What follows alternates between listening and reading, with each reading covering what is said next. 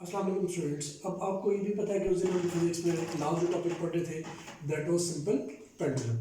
तो अब मैंने ये थोड़ा सा ना मैथमेटिकल व्यू निकाला क्योंकि ये आपकी बुक का पार्ट तो नहीं है लेकिन आपको समझाने के लिए कि कैसे सिंपल पेंडुलम भी सिंपल हार्मोनिक मोशन को शो करता है। देखिए ये मैंने सिंपल पेंडुलम ये फिक्स सपोर्ट के लिए होता है कि यहाँ पे जो थ्रेड लगा हुआ है यहाँ थ्रेड या कोई वायर थी इनएक्सटेंसिबल, उसके साथ बॉब लटका दिया। बॉब को उठा के हम इस ओ पोजीशन से किधर लेके इस ए पोजीशन पर ले, ठीक है जी, इधर से उठा के इधर ले।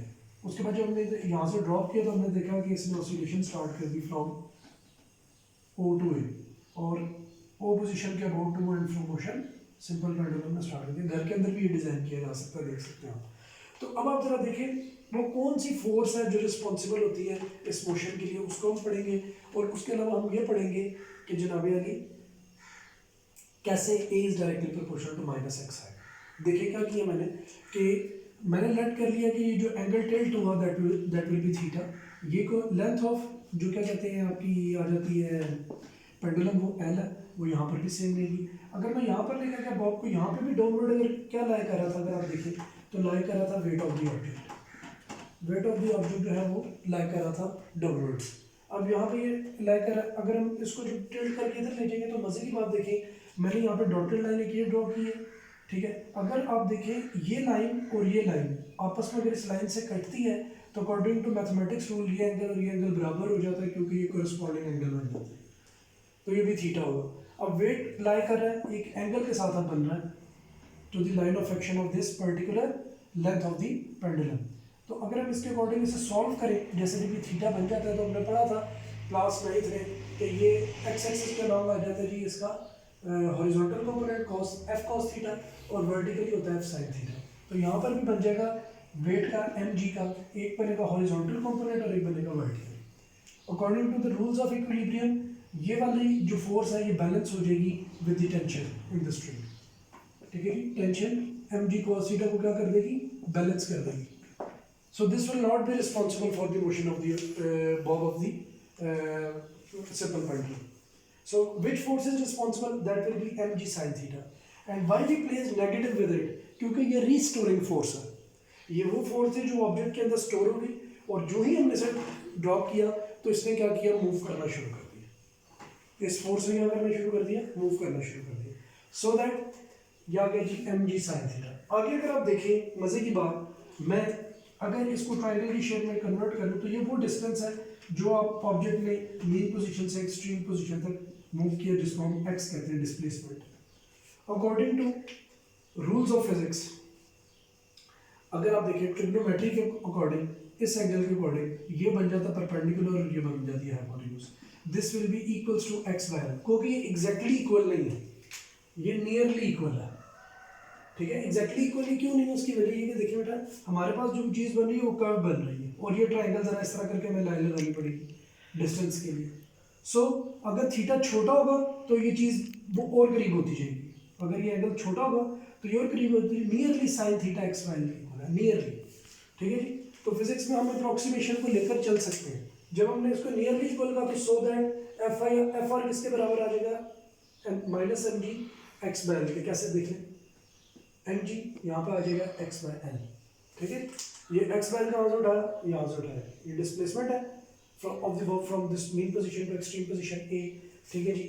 और सेम इतना ही डिस्टेंस ये फिर ऑपोजिट साइड पे भी कवर करेगा जब हम इसे ड्रॉप करेंगे। नेगेटिव लगाने का मकसद क्या है वो मैंने आपको बता दिया कि ये नेगेटिव साइन शोज दैट कि रिस्टोरिंग फोर्स, ठीक है। आपने एक फोर्स लगाई, जब आपने छोड़ा तो फोर्स स्टोर्ड फोर्स ही इस्तेमाल हुई। So this is one of the restoring force which is responsible for the simple harmonic motion. अगली बात यह है कि मैथ्स को मैथ्स के साथ हमने क्या कर दिया, काट दिया। कैसे, क्योंकि we know that every net force is equals to N A according to Newton's second law, ऐसी है। सो जब हमने यहाँ पे इन दोनों को कंसिडर किया तो मैथ्स और मैथ्स से क्या हो गया, कैंसिल हो गया, a is equals to minus g by l x आ गया।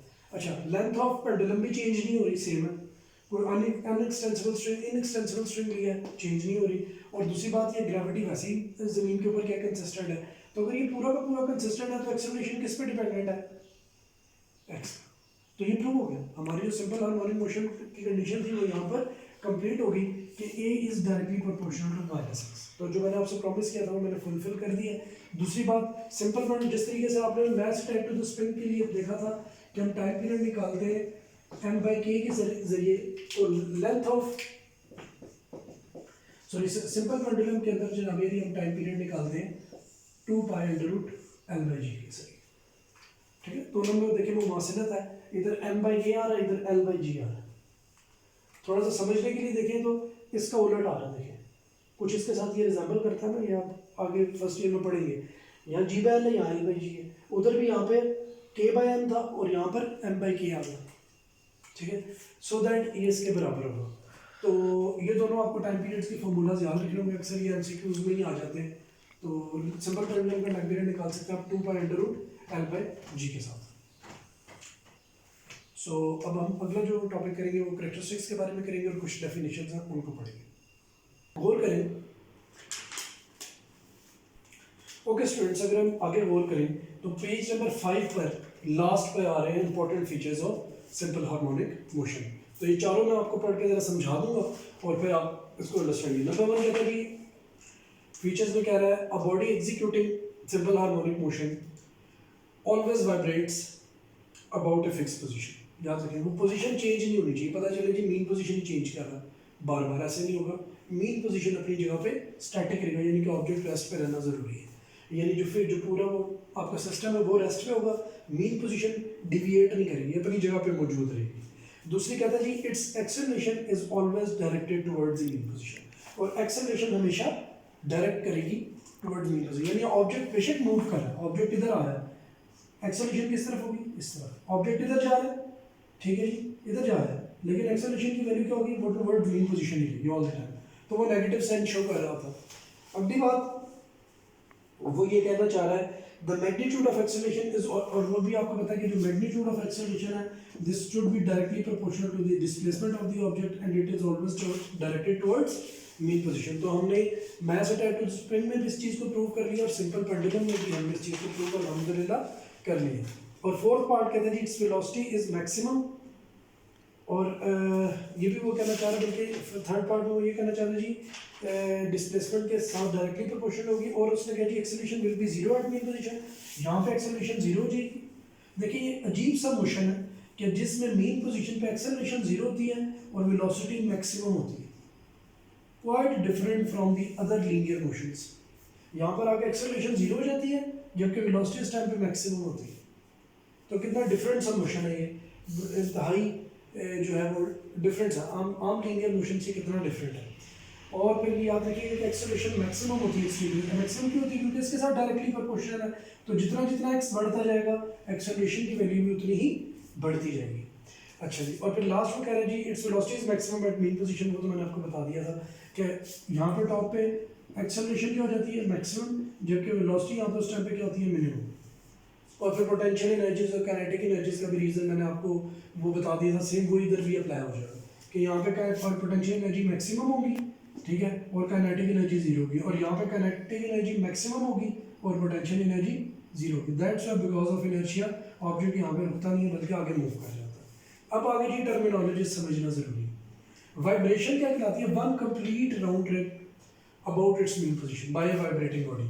वाइब्रेटिंग बॉडी यही है ना इस टाइम पे जो वाइब्रेट कर रही है। तो आप देखिए वन कंप्लीट राउंड ट्रिप क्या होता है कि आप ए से जाएं, ओ को क्रॉस करते हुए बी पे आए और बी से दोबारा ए पे आ जाए, तो ये कहलाएगा वन वाइब्रेशन, ठीक है जी। एम्पलीट्यूड क्या होता है, एम्पलीट्यूड होता है जी मीन पोजीशन से लेकर एक्सट्रीम पोजीशन तक का डिस्टेंस, ठीक है।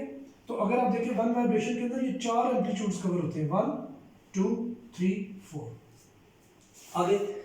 लेकिन one complete round trip of a vibrating body about its mean position is known as one vibration. Time period की बड़ी सिंपल डेफिनेशन है, the time to complete one vibration, उतना टाइम कि जिसके अंदर ये एक वाइब्रेशन कंप्लीट हो जाती है, ठीक है। लेट्स से जी अगर कोई बहुत बड़ा पेंडुलम हमने बना दिया है जो 5 सेकंड ले लेता है इधर से इधर जाने में और इधर से इधर आने में, बड़ा पेंडुलम है 5 सेकंड ले जाता है इस तरह करके और ऐसे करके वापस आने में कितने सेकंड ले जाता है, 5 सेकंड्स। तो उसका टाइम पीरियड क्या कहलाएगा, दैट विल बी 5 सेकंड। या एक बहुत छोटा सा पेंडुलम हमने बनाया, वो पता चलता है कि वो आधे सेकंड के अंदर ही आ जाता है, वापस तो डिफरेंट पेंडुलम्स का या डिफरेंट जो वाइब्रेटिंग बॉडीज है उनका डिफरेंट टाइम पीरियड हो सकता है नेचुरली, ठीक है जी। अब आप जरा देख लीजिए फ्रीक्वेंसी के ऊपर। फ्रीक्वेंसी क्या चीज़ होती है, ये बड़ी डिफरेंट चीज़ है, ये मैं आपको एंड में समझाता हूँ। Amplitude the maximum displacement from mean position to extreme position by a vibrating body. अपने वर्ड्स में भी आप लिख सकते हैं और ये डेफिनेशन भी बिल्कुल चाहे पेज नंबर 6 के ऊपर एंड पर अवेलेबल है। अब आगे बात फ्रीक्वेंसी की। What is frequency? Let's say जी अगर कोई सिंपल पेंडुलम है और उसकी फ्रीक्वेंसी है 2, यूनिट में बाद में आपको बताऊंगा। तो फ्रीक्वेंसी एक्चुअली होती है कि कितनी वाइब्रेशंस हो रही हैं 1 सेकंड के अंदर। It is different to the time period. Time period तो है time to complete one vibration. जैसे ये वाला बेसिकली अगर मैं देखूं क्या कहते हैं पेंडुलम, तो इसका टाइम पीरियड मैंने 5 सेकंड लिख दिया लेट्स से, ठीक है, लेकिन इसकी फ्रीक्वेंसी 5 नहीं है, इसकी फ्रीक्वेंसी 1/5 यानी 0.2 हर्ट्ज के लाएगी। वाई इसकी यूनिट हर्ट्ज होती है, ठीक है जी, सेकंड का इन्वर्स होती है क्योंकि फार्मूला होता है फ्रीक्वेंसी का 1/t। फार्मूला क्या होता है जी 1/t। तो 1/सेकंड्स, 1/सेकंड इज इक्वल्स टू क्या होता है हर्ट्ज, ठीक है जी। अब फ्रीक्वेंसी का क्या मतलब, 0.2 हर्ट्ज का मतलब ये होता है कि 1 सेकंड में टोटल वाइब्रेशन का सिर्फ 0.2 हिस्सा पास होगा, ठीक है। तो अब आप जरा ये देख लीजिए कि what is basically frequency, this is number of vibrations passing in 1 second. अगर लेट्स से अगर कोई कहता है कि जी एक पर्टिकुलर वाइब्रेटिंग बॉडी है और उसकी फ्रीक्वेंसी 5 हर्ट्ज है, तो 5 हर्ट्ज का मतलब पता क्या होगा कि वो 1 सेकंड में 5 वाइब्रेशंस कवर करती है, ठीक है। और अगर किसी की फ्रीक्वेंसी 1 हर्ट्ज है तो वो 1 सेकंड में 1 वाइब्रेशन कवर करेगी।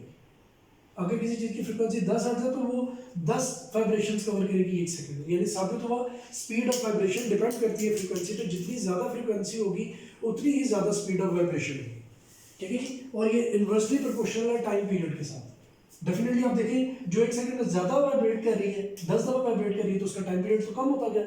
सो फार्मूला होता है फ्रीक्वेंसी का 1/टाइम पीरियड, 1/टाइम पीरियड। ये फार्मूला है किसका, फ्रीक्वेंसी।